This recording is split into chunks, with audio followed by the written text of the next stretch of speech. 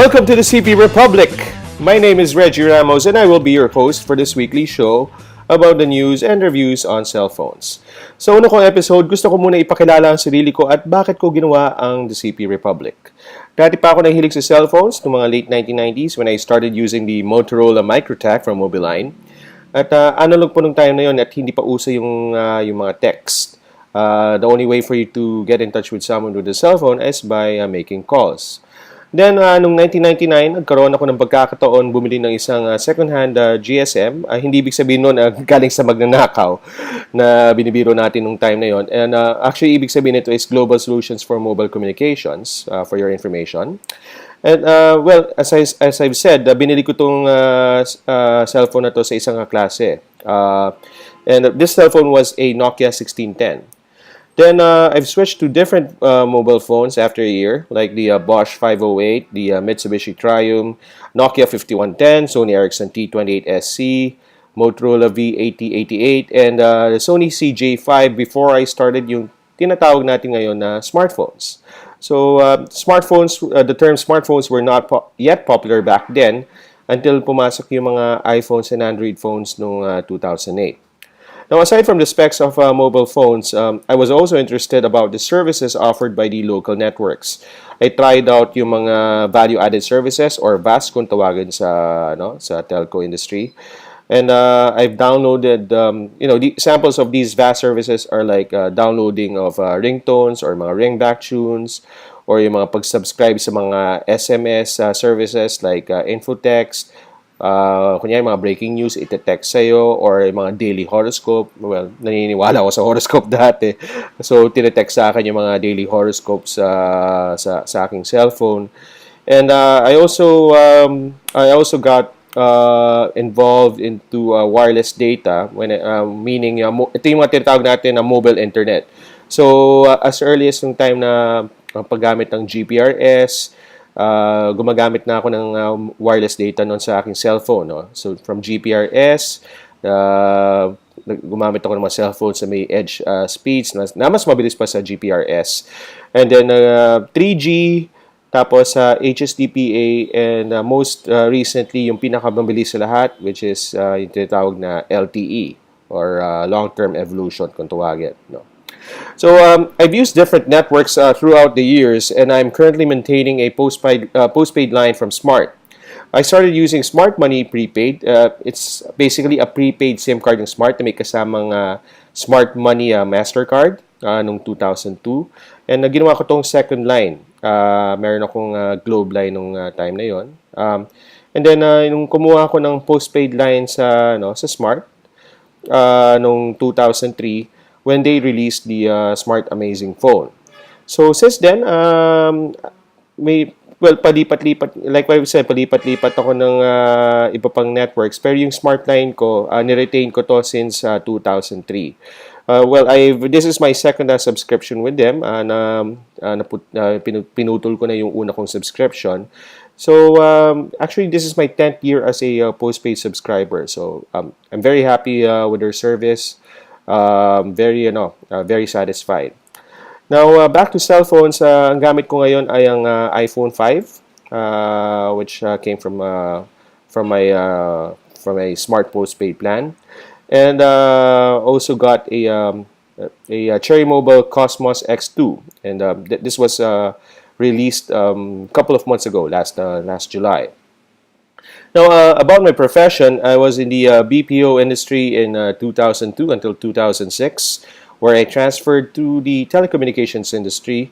Nag-change career ako noon dahil may hilig nga ako sa cellphones eh.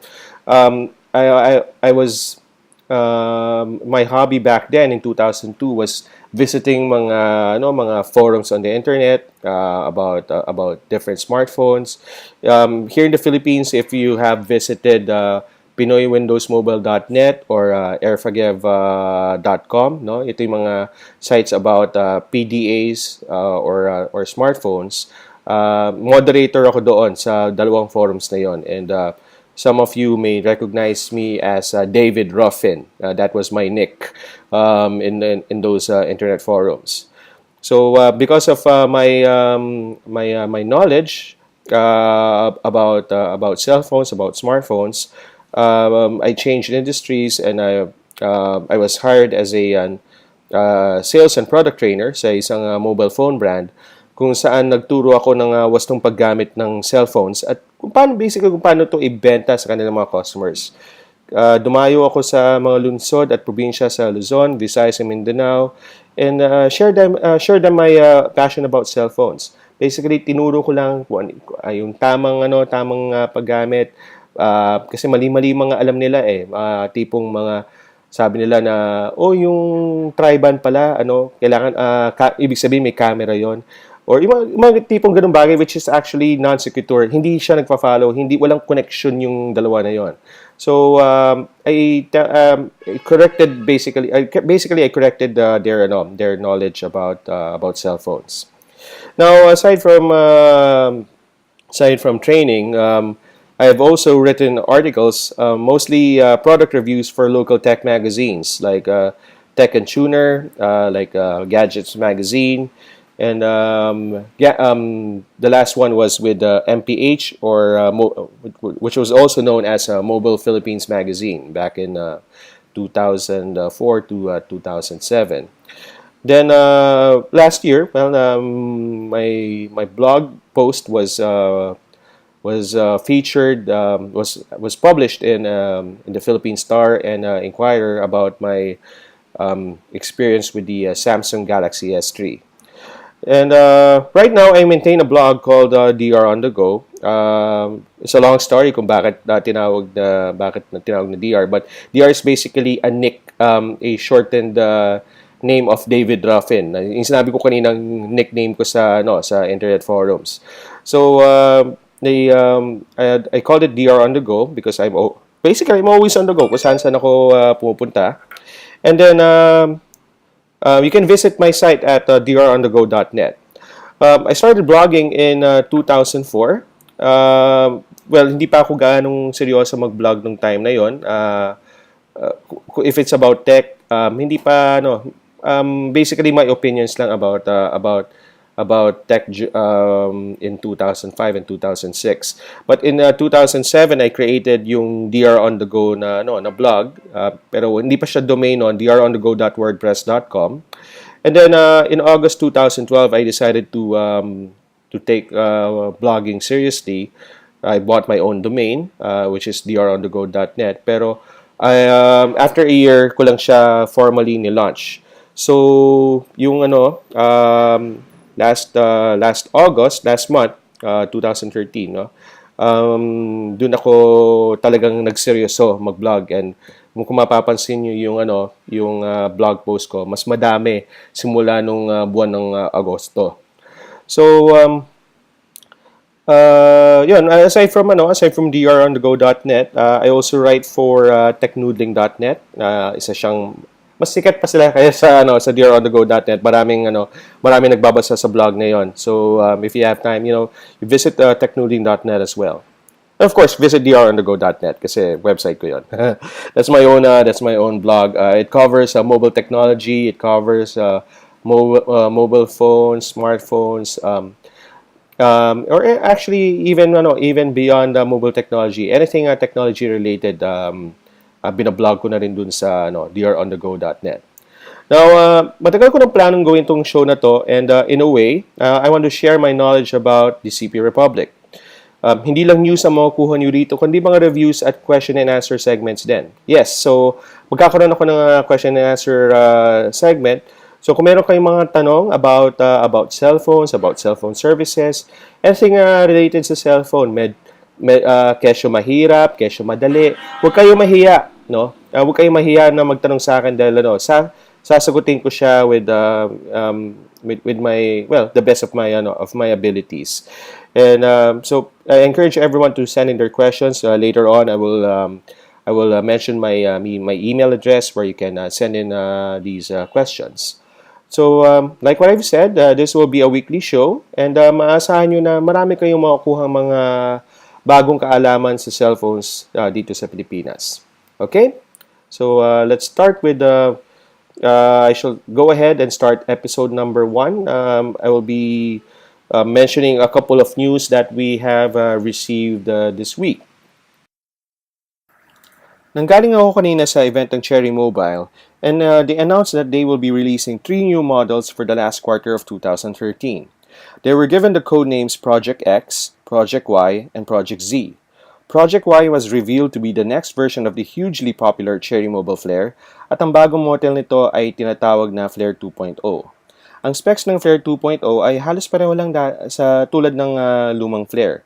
May Qualcomm processor, may 4 GB internal storage na pwedeng saksakan ng micro SD card, 512 MB RAM, dual SIM, dual standby, may 5 megapixel camera sa likod with VGA camera at the front, 4-inch display screen, may 3G, Wi-Fi, GPS, and Bluetooth.